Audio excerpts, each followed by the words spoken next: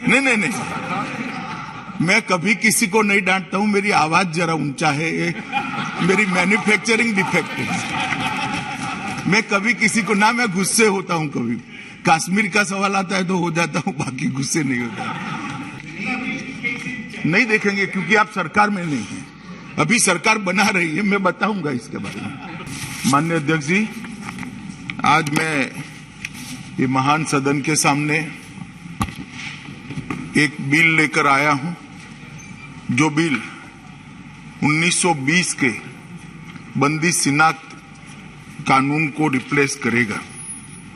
और 1920 से जो स्थापित है वो बंदी शिनाख्त कानून आज कई दृष्टि से अपने आप में, समय की दृष्टि से, विज्ञान की दृष्टि से दोष सिद्ध करने के लिए अदालतों को जिस प्रकार के प्रमाण चाहिए वो प्रमाण उपलब्ध कराने में और लॉ इन्फोर्समेंट एजेंसियों की ताकत बढ़ाने में आज एक समय से कालबाह्य हो गया है।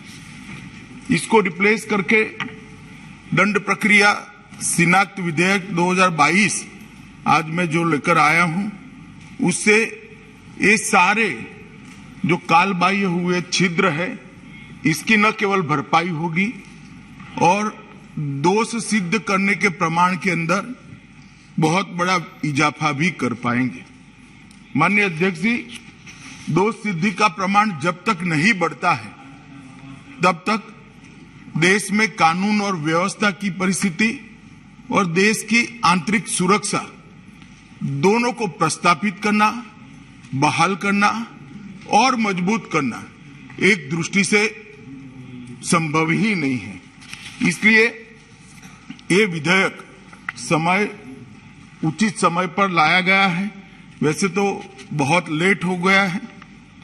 1980 में विधि आयोग ने अपनी 87वीं रिपोर्ट के अंदर एक बंदी शिनाख्त अधिनियम 1920 पर पुनः विचार करने का प्रस्ताव भारत सरकार को भेजा था।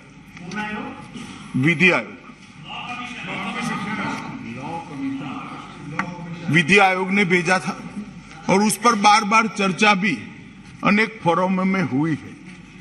हमने भी सरकार बनने के बाद इस पर राज्यों से भी चर्चा करी है, राज्यों के साथ पत्र व्यवहार भी किया गया है, अनेक प्रकार के इस पर अभिप्राय भी लिए गए हैं और इस सब अभिप्रायों को समाहित करते हुए और दुनिया भर में क्रिमिनल लॉ में दोष सिद्धि के लिए उपयोग में लिए जाने वाले अनेक प्रावधानों का अध्ययन करने के बाद ये विधेयक लेकर मैं यहाँ उपस्थित हुआ हूं। माननीय अध्यक्ष जी, मौजूदा स्वरूप में जो कानून है वो बहुत ही सीमित श्रेणी के व्यक्तियों के माप लेने के लिए अधिकृत करता है। कानून में उसका उचित प्रावधान होना बहुत जरूरी है।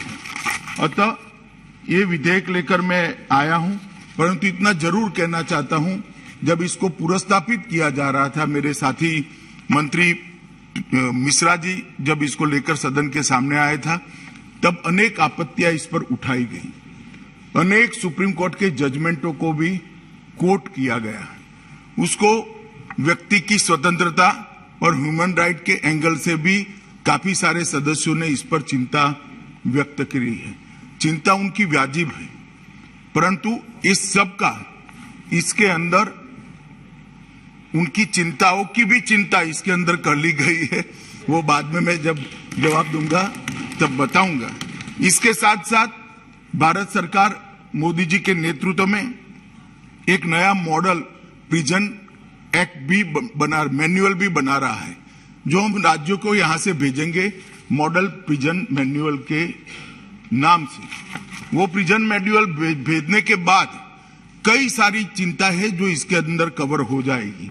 कैदियों के पुनर्वसन के लिए है, फिर से समाज में उनको पुनः प्रस्थापित करने के लिए है, जेल के अधिकारियों के अधिकारों को सीमित करने के लिए है, उनके बीच में अनुशासन कराने के लिए है, अधिकतम सुरक्षा, जेल की सुरक्षा, महिला कैदियों के लिए अलग जेल से लेकर खुली जेल तक की व्यवस्था, ये कई सारी चीजों को ये प्रिजन के जो मॉडल प्रारूप हम यहां से भेजेंगे, वो जेल अधिनियम के अंदर बहुत सारी चीजों को हमने समाहित किया है, इसकी भी मैं जानकारी दूंगा।